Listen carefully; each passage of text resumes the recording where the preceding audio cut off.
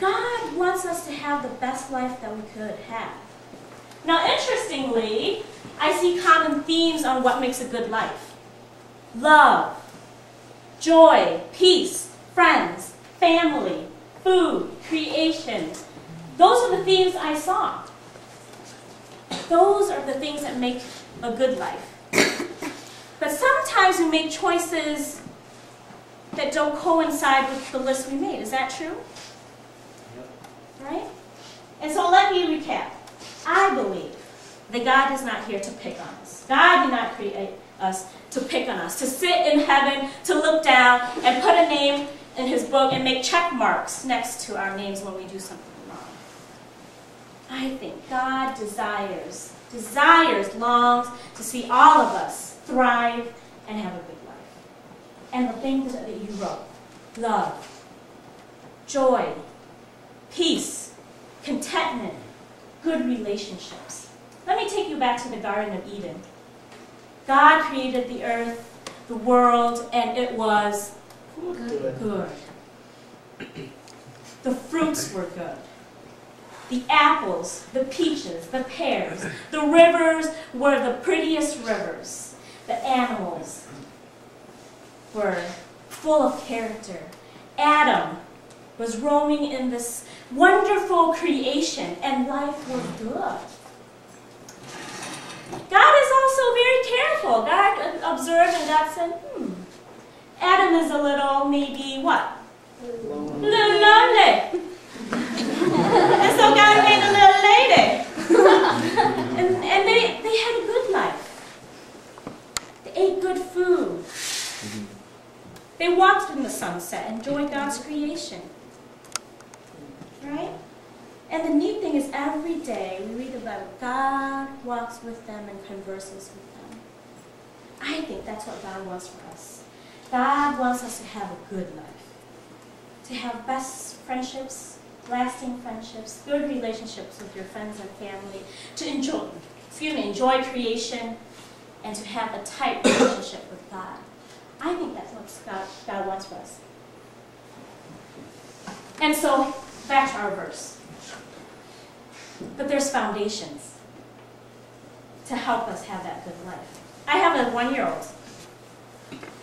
He loves to go where he's not supposed to.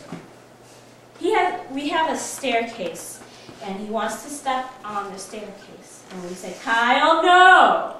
He won't listen, so we have to physically pull his feet away. Kyle, no! Kyle, no! Kyle, no! And then finally he stopped.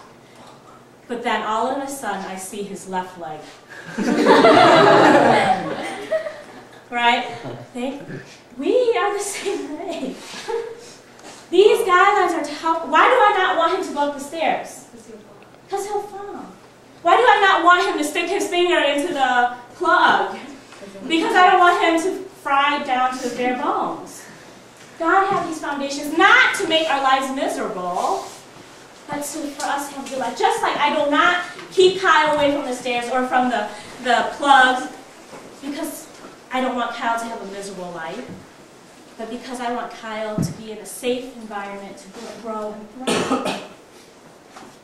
What do you think about that? What do you think about God's rules and regulations? Many times I think our Christian walk is just about that. Doing what's right, doing what's wrong, doing what's wrong, doing what's right, and.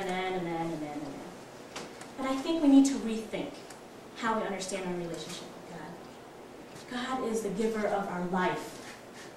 God wants to see us thrive and grow and have the best life that we can have. Just like when you buy a gift. When you give someone a gift, what's the first thing that comes to your mind? What is your wish when you give somebody a gift? That they like it. Most of us, now there's some of us who are kind of cheap and have money, issues, but when you give somebody a gift, the first thing that usually comes across our mind is, do they like it? Not when can they repay us? Not, oh, are they going to give it to somebody else? Well, we hope they like it. I believe that's the same way with God. God gave us the gift of life, and God wants us to have a good life, to enjoy our life. I think if God is a God that created us just to make our lives miserable. That's not a God I want to worship. Is that the kind of God you want to worship? To create us to just, how can I see them fail today? No. God wants us to see us thrive and grow. And so God gives us foundations. Foundations. Out of love and care. Okay? So the story. Imagine with me. I don't know how many of you are surfers or beach people. So there's a story about two guys. Right? One's looking for a house. He looks around at all the properties and what land is available. And so he saw this mountain view top property. He buys it and builds a house. A few days later, another guy looking for a piece of property, and he saw this nice beachfront property, builds it, builds a house and lives in it. Now, so the guy by the beach, every day he has the option of just basically rolling out of bed and shifting his butt out to the beach to surf. Not much effort. But the guy on top, what does he have to do? Carry his stinking, board down the mountain. Every time he's done, he has to bring it back up. Most of us, I think all of us, have built our house on God's foundation. We made that decision to be God's disciples, so we built that house on the foundation. But many times we're standing up there looking down. Man, that guy has it good. Maybe it was a wrong idea to build my house on the mountain. Maybe I should sell my house and build a house next to the guy down there. How many of us have felt that way?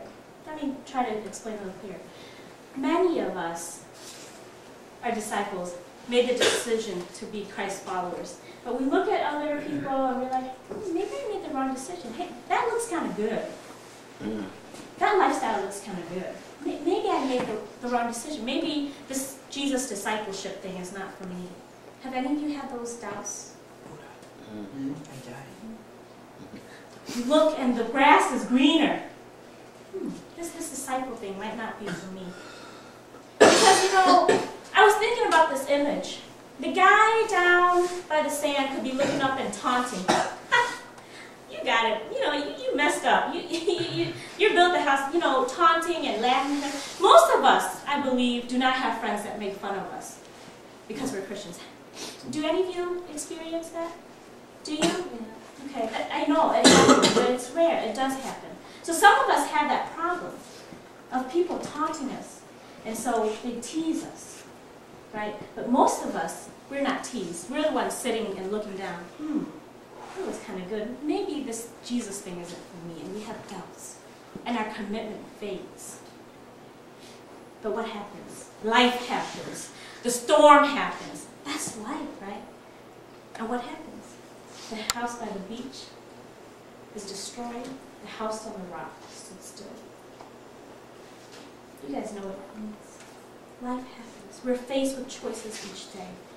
And are we going to make that decision to trust Jesus and that trust that God wants the best for us? I've told this to many of the youth that I work with.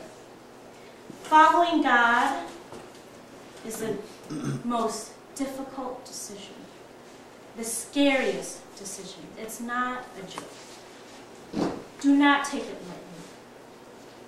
Why? Because when you decide to follow God, you have decided to trust God. Trust God's way. And trust that if you follow God's way, that you'll have the best life that God can give for you. Because many times we think that we can give ourselves the best life. You know what I mean? If I do this, I'll have the best life. If I do that, I'll have the best life. If I have this, I'll have the best life. But when you and me decide to follow God, we have made the choice to trust that God wants the best for us. And the way God, the best way, the things that God wants for us means following the things that God teaches us.